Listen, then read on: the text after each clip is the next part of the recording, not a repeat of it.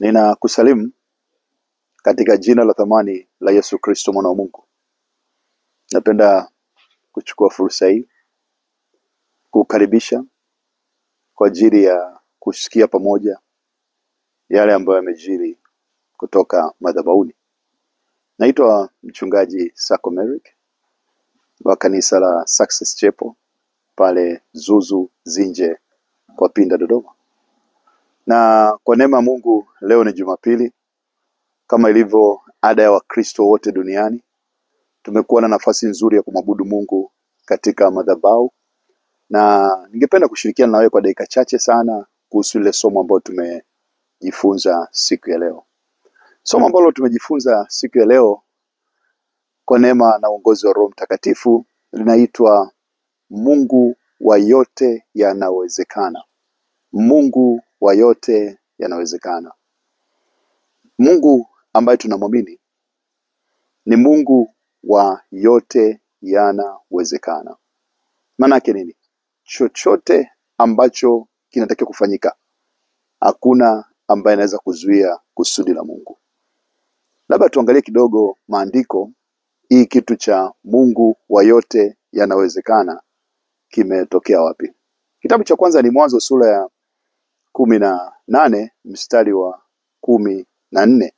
Ndipo hii lugha ilianza kuongelewa wakati Mungu alipomtuma malaika kwa ajili ya kumwambia Sara kwamba atapata mtoto wa kiume. Na alipofika yule malaika aliongea lugha ambayo ni mstari wa 18 sura ya 18 mstari wa 14. Akasema kwa Mungu yote yanawezekana. Mungu anaweza kufanya ambacho kiwezekani kwa wanadamu kikawezekana. Ambacho kinaweza kuchukua miaka 20 kikachukua mwaka mmoja. Ambacho kinaweza kuchukua siku moja ikachukua miaka 50. Yeye anabaki kuwa Mungu wa wote wenye mwili.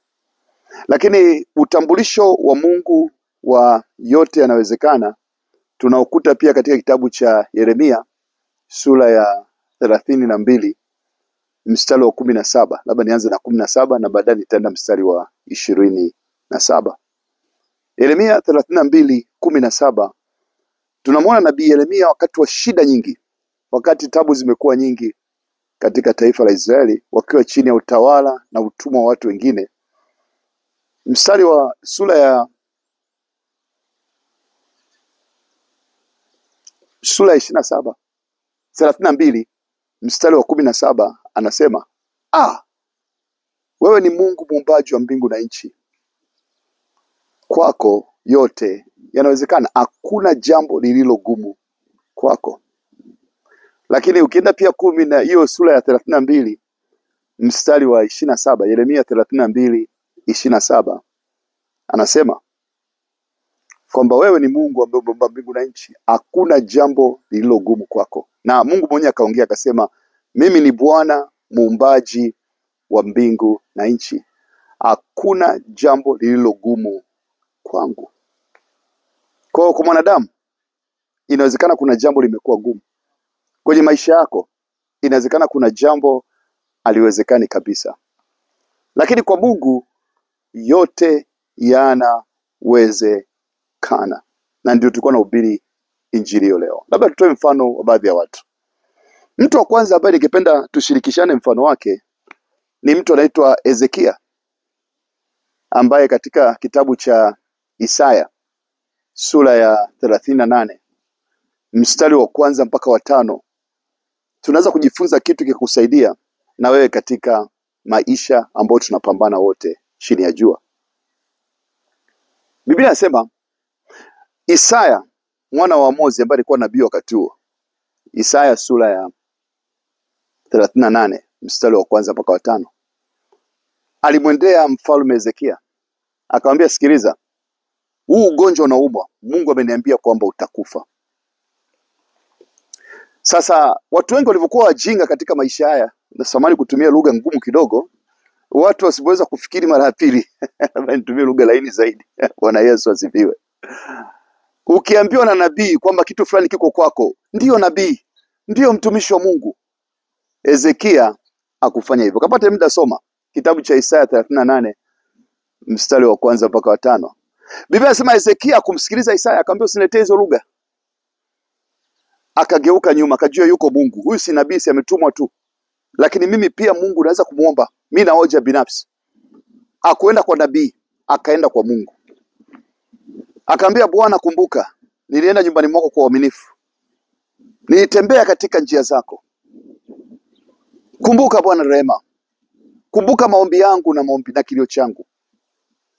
Biblia mstari wa 5 inatuambia kwamba baada ya pale Mungu akasikia kilio cha Hezekia. Kwa sababu hakumwangalia nabii, hakumwangalia mtume, hakumwangalia nani, alimwangalia Bwana. Na baadaye Biblia inasema Bwana akamtuma tena Isaya yule yule. Unabii ni mgumu sana wakati mwingine. Ambaye ndio alikuwa nabii wa Bwana. Kweli Bwana alimsikiza akamwambia utakufa. Lakini Bwana baada ya kumsikiliza Hezekia, ndio maana tunasema leteni hoja nyingi nzuri kwa Mungu, leteni hoja kamili zilizokamilika. Nawe upate kupata haki yako. Usije ukakubali hali unaopitia kama ndio mwisho, ndio hukumu. Mungu hana hukumu, Mungu anatoa neema. Kuna nafasi ya kwenda mbele za Mungu na kuomba rehema kwa ajili ya Mungu kusaidia wakati wa shida. Kwa akamwambia nimeongezea miaka 15 kwa Hezekia, kwa sababu aliamua kujua Mungu wa mambo yanayowezekana. Mungu wa mambo yanayowezekana. Aliamua kuomba na Mungu akamsikiliza. Biblia inasema akalia sana sana. Leo sijajua jambo gani limekuwa gumu kwako. Mwingine ambaye anaongea na wewe inawezekana una watoto. Umeomba mambo hayaendi. Leo geuka kama Hezekia. Muombe na kumlilia Mungu. Usisikilize sauti ya watu. Inawezekana ajira imefutwa. Inawezekana umefika mwisho wa ukomo wa maisha yako. Bado kuna matumaini. Ukiamua kusimama tena na kusonga mbele. Lakini kwa kumalizia Bwana Yesu alipokuwa duniani katika kitabu cha Marko sura ya 9 mstari kuanzia 16 mpaka 28 nitauelezea kwa kifupi. Tunaona ambapo alikutana na baba mmoja ambaye alikuwa na mtoto wake anaanguka kifafa. Na alikuwa bubu. Na lile pepo lilikuwa linamsumbua kwa muda mrefu. Wanafunzi wa Yesu walipoenda kumwombea, ngoma ikagoma. Mtoto akaendelea kupata matatizo. Yule baba akaenda kulalamika kwa Yesu. Akamwambia nimeomba wanafunzi wako lakini naona wanisikii. Yesu akamwambia ukiwa na imani yote yanawezekana. Kwa Mungu ni Mungu wa yote yanawezekana. Hakuna lugha ya kwamba haiwezekani. Huyo sio Mungu. Mtu akishakwambia ili haliwezekani, usikubali. Geuka kama Hezekia, muombe. Kwa hiyo baba akasema nisaidie. Bwana Yesu akamwita mtoto, akamkemea pepo na akamtoa. Lakini lugha moja ambayo alisema mstari wa 23 ambao natamani uishike kwa makini. Akasema kwa Mungu, narudia tena. Kwa Mungu yote yanawezekana. Nikutie moyo leo. Aliyekwambia daktari kwamba hiyo kansa haitapona, amekudanganya. Kwa Mungu yote yanawezekana. Aliyekwambia ile changamoto yako na tatizo lako ndio mwisho, bado unaweza kugeuka. Kama mtu aliambiwa tu kifo kimeshakuja, akaweza kubadilisha kifo kwa baraka. Wewe mbona una baraka kubwa zaidi? Kwa Mungu yote yanawezekana. Ninakushukuru kusikiliza neno hili. Ninakukaribisha katika ibada zetu kila Jumapili kuanzia saa 1 asubuhi tuna ibada ya Kiingereza, saa 3 asubuhi tuna ibada ya Kiswahili pale Zuzu Zinje kwa karibu na kwa Mheshimiwa Pinda Dodoma. Na ninajua ukiungamanika na madhabahu hii, naona Mungu akifungua uteka wako, akikupa neema kubwa katika mambo mengi. Tunamtumikia Mungu wa yote yanawezekana. Shalom, tukutane tena wiki ijayo kwa ajili ya yanayotoka madhabahuni. Amen.